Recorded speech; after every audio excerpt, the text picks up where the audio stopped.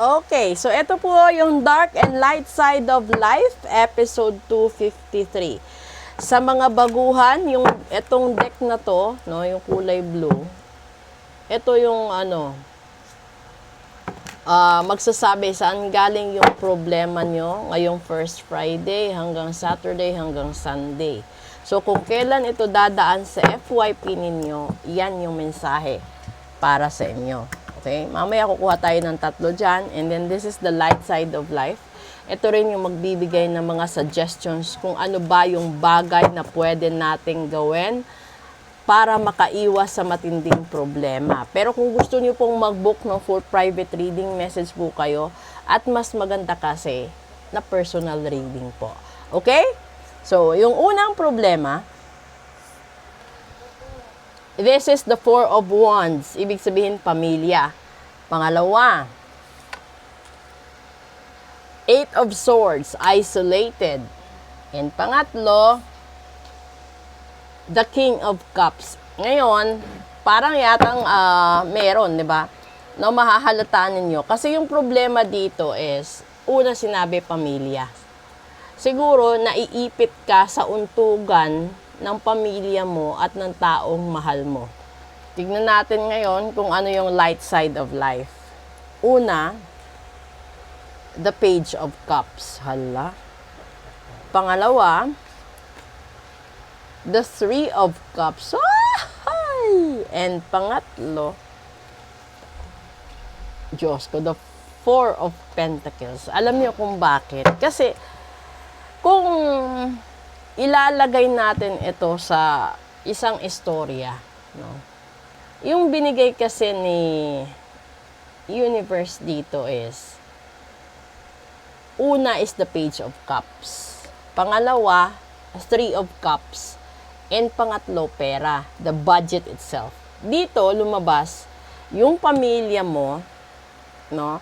Naiipit ka, at dito sa King of Cups. So, may mga bagay na related sa pera at sa mahal mo ang posibleng sumisira sa relasyon ninyo, sa pakikisama ninyo, sa samahan ninyo, at sa pakikipagkaibigan. Kasi the 3 of Cups is a toast, no? Of 3 person or more. Pero most of the time kasi ito yun, 3. And then the budget itself. Magkaiba ang scenario, pero bibigyan ko kayo ng bibigyan ko kayo ng example.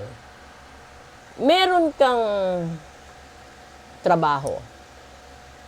Tapos, pamilyado kang tao. And, hindi naman lingid sa kaalaman kapag kahit pamilyado ka, at mahirap yung pamilya mo, magulang mo, kapatid mo, tumutulong ka.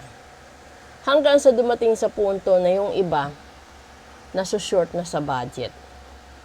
Nagiging away, naiipit ka sa maraming utang, naiipit ka sa maraming loan, naiipit ka sa gastusin kasi minsan may emergency loan pa. And, hanggang sa dumating sa punto na wala ka ng lalabasan, sa tingin mo isolated ka na. And, yung hindi mo alam na saan ka magsisimula sa pag-solve ng problem mo.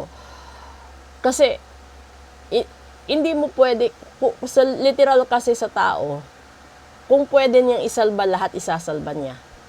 Kasi ang hirap naman mamili ka, isalba mo yung husband and children, compare sa parents and siblings, may mga ganon. And then, yung hindi nare-realize ng iba, hindi nakikita ng iba, palihim ka ng umiiyak, palihim ka ng natutroma, palihim ka ng nalilipasan ng gutom, no? Kung ano-ano pa yung nangyayaring depression, anxiety sa buhay mo. Ito, yung explanation kong ito is natural way, no? Kung ano yung mga dagok na dumadating sa buhay ng bawat tao. Pero, kung dumating yung panahon, halimbawa, na may mga taong galit sa'yo, maganda ang trabaho mo, masaya pamilya mo, na nabibigyan mo ng sustento yung parents mo at saka siblings mo, at saka may galit sa'yo, binarang ka.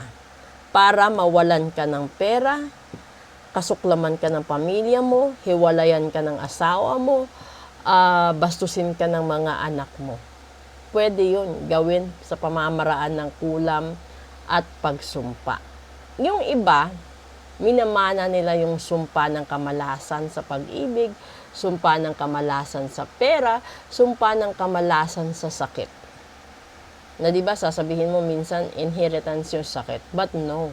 Kasi minsan hindi mo lang siguro masyadong nahimay na meron ka palang minanang sumpa sa ancestors mo, sa mga magulang mo. Posible sa mother side, posible sa father side, or sa grandparents mo mismo. Ganun yun. So, kung ikaw yung tipo ng tao na parang nagtataka ka bakit ganito yung problema mo sabay-sabay, bakit ginagawan mo naman ng paraan, bakit hindi nasusolve, tapos hindi ka pa nagiging masaya, bigla kang bumagsak yung kalusugan mo, bumagsak yung negosyo mo, nawala ka sa focus, yung lahat-lahat ng ganon. Kapag yun nagsabay, ibig sabihin may naninira sa'yo. Spiritually.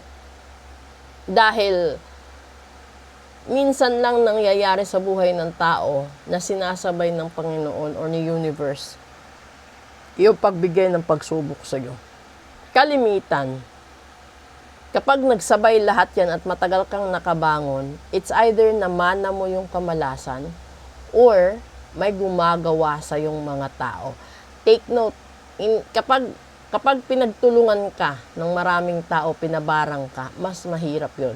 Kasi isa-isa mong tatanggalin yun. Okay? So, sa gustong mag-book ng full private reading, sa gustong magpa-ritual, message lang po kayo. Okay? Para maputol ang sumpa, maputol ang gayuma, maputol ang mga tradisyonal na kamalasan sa angkan. Maraming salamat po. Proceed tayo sa Real Talk.